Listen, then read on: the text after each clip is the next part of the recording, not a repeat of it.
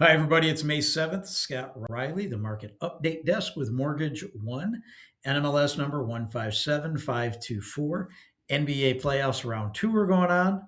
Detroit pulled out the round one win, and they took the first game of round two. So, following the NBA games, in baseball, we lost Tarek Skubal for the Tigers for multiple months. Also, we lost Casey Mize and now Framber Valdez for another outing. So the Tigers are losing about four-fifths of their starting rotation because Verlander's also out.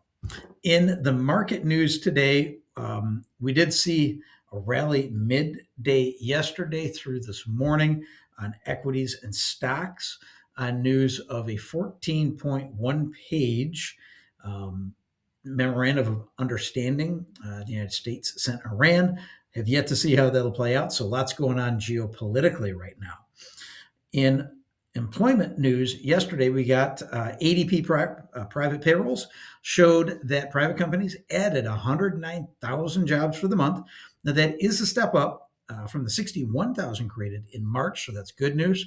And the market consensus was 84,000, so kind of a beat on both sides of that. ADP reported also that education and health services were again the dominant subcategories of adding positions. In fact, education and health services added 61,000. Trade, transportation, utilities gained 25,000. Construction, and which was another leader in recent months, rose by a very moderate 10,000. The headline number was better than expected, so it was received fairly well by the market, but geopolitical activities kind of took over the day. Within the report, we saw wages for job stayers actually declined by 1/10 and is at 4.4% year over year growth now. So that went backwards. From a company size standpoint, companies with fewer than 50 employees added 65,000 jobs. Those with 500 or more workers added 42,000. So small and large employers are hiring, and especially those small companies, that's a backbone of the economy. So that's a very healthy aspect to see.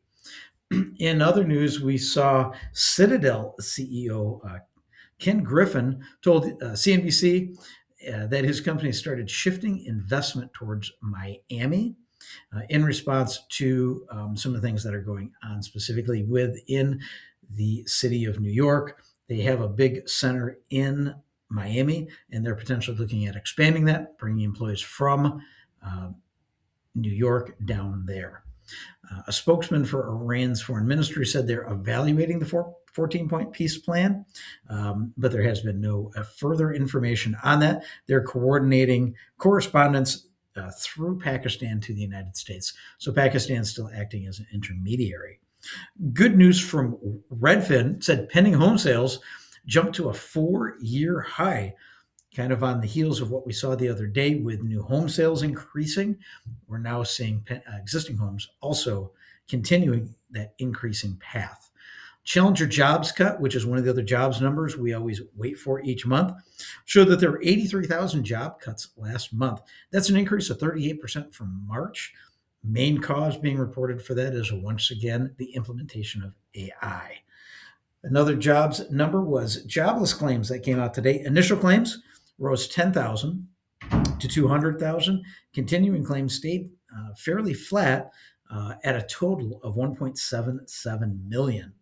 We're seeing in the market today the 10-year Treasury is up 2 basis points to 4.378%. We've come down from 4.44 in the last couple of days, so we have had positive movement in the Treasury and mortgage rate environment the last 2 days. Oil has come down to 95.64, so it dropped below that important level of 100, so we're keeping a close eye on that. So lots going on today. We're getting ready for the all-important but never correct BLS jobs report tomorrow, so it's going to be very interesting to see where that number came in. We had a beat last month. Where will it come in this month? Nobody knows.